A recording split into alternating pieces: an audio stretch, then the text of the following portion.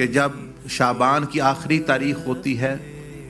اور ابھی رمضان کی برکات یعنی مغرب کے بعد شروع نہیں ہوتی، تو اولیاء اللہ نے فرمایا کہ ہمیں نظر آیا کشف سے، یا انہوں نے جو بھی اللہ پاک نے ان کو علم دیا،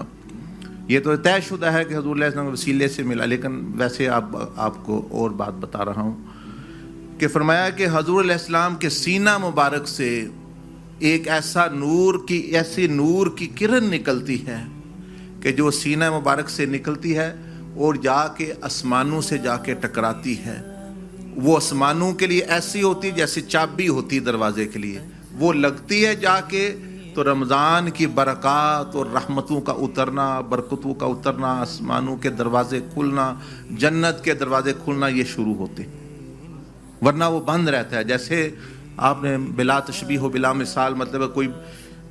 فنکشن ہوتا ہے،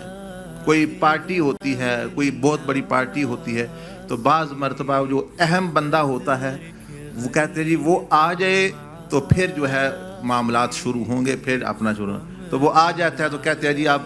شروع کر دو معاملات، سارے کھانا کھول دو اور جی مطلب ہے یہ کر دو، بیان شروع ہو جائے، یہ ہو جائے وہ ہو جائے۔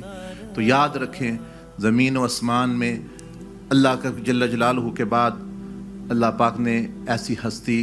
پیدا نہیں کی جو حضور علیہ السلام سے، تو جو بھی معاملہ ہو، رمضان شروع ہونا ہو، قرآن شروع ہونا ہو، جو بھی، تو جب تک وہ آپ علیہ السلام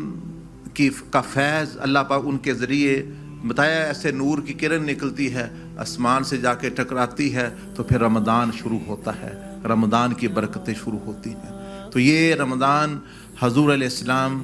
کے نور کی ایک کرن ہے،